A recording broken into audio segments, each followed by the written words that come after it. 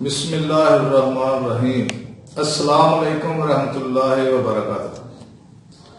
ناظرین، میں ایک مرتبہ پھر حکیم خالد ہربل کلینک کی جانب سے آپ کی خدمت میں حاضر ہوں۔ ناظرین، آج کا میرا نسخہ بہت ہی اہم ہے، آنکھوں کے بارے میں ہے، کیونکہ آنکھوں کی اکثر بیماریوں میں بہت ہی مفید ہے۔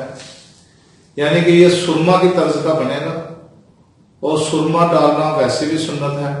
نبی کریم صلی اللہ علیہ وسلم نے فرمایا کہ سرما آنکھوں میں روزانہ ڈال کر سویا کرو۔ تو آج جو میں آپ کو نسخہ بتانے لگا ہوں، یہ آپ نوٹ فرما لیں۔ اس میں تھوڑے سے اجزاء زیادہ ہیں، لیکن یہ آپ کو اس کے اتنے فوائد ہیں کہ دھند، جالا، پھولا، آنکھوں سے پانی بہنا، جن کو موتیا اتر آتا ہے، سٹارٹنگ اگر شروع میں اگر اتر آیا تو اس کو اس سرمے کو ڈالنا شروع کر دیں گے تو بالکل اس کا موتیا جو ہے نا یہ بڑھنا بند ہو جائے گا، اور ایک پڑوال، یہ سب مرضوں کے لیے سرما لاجواب ہے۔ تو ناظرین لکھیں اس کے اجزاء کیا ہے۔ تو لکھیں سب سے پہلے جو چیز ہے وہ ہے سیسا مصفہ۔ یہ آپ نے 5 تولے لینا ہے، اور اس کے بعد پارا مصفہ لینا ہے، یہ آپ نے 1 تولہ لینا ہے۔ گندک مصفہ، یہ آپ نے 7 تولے لینی ہے۔ اس کے بعد سرما سیاہ، یہ آپ نے 5 تولے لینا ہے۔ فلفل دراز، یہ آپ نے 1 ماشا لینا ہے۔ تخم سرس سیاہ، یہ آپ نے 6 ماشے لینا ہے۔ تخم نیل، یہ آپ نے 6 ماشے لینا ہے۔ اس کے بعد آپ نے ممیرہ چینی، یہ بھی 6 ماشے لینی ہے۔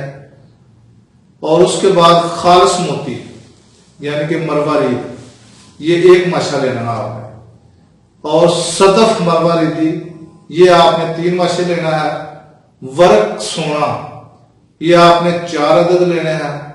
ورق چاندی، یہ آپ نے 8 عدد لینے ہیں۔ اور کافور دیسی، یہ بھی آپ جو ہے نا یہ تقریباً 3 ماشے لینے ہیں۔ تو ناظرین اس کا بنانے کا جو طریقہ ہے یہ ذرا سمجھ لیں کہ اس کو بنانا کیسے ہے۔ اس کو بنانے کا جو طریقہ ہے وہ یہ ہے کہ سب سے پہلے آپ نے جو سیسا ہے، ایک کڑھائی لینی ہے، اور اس میں جو مصفہ سیسا ہے وہ ڈالنا ہے۔ اور اس کے بعد فوراً ہی جو پارا میں نے آپ کو لکھایا ہے، پارا مصفہ، وہ اس میں ڈال دیں۔ اور یہ شامل کرتے ہی جو ہے نا یہ گندک، اس کے بعد جو مصفہ ہے وہ 1 چٹکی اس میں ڈال دیں۔ اور نیم کی لکڑ، جو نیم ہوتے ہیں، نیم کی لکڑ تقریباً 1 انگلی موٹی ہو، وہ اس میں چلاتے رہیں حتیٰ کہ 1 چٹکی ڈالتے رہیں، اور نیم کی لکڑ جو ہے وہ اس میں پھیرتے رہیں حتیٰ کہ نیچے آگ جلاتے رہیں، یہاں تک کہ 7 تولے جو گندک ہے وہ اس میں ختم ہو جائے۔ اور جب ختم ہو جائے اس کے بعد مزید تھوڑی سی آپ نے آگ جلانی ہے تاکہ اس کی جو سمیل ہے گندک کی وہ بالکل ختم ہو جائے۔ اور اس کے بعد آپ نے کیا کرنا ہے کہ نیچے اتار کر اس کو تھوڑا سا کوٹ لے، بریک کر کے کپڑے سے چھان لے، اس کو کپڑ چھان کر لے۔ کپڑ چھان کرنے کے بعد جو باقی ادویہ ہے اس کو شامل کریں، اور لگاتار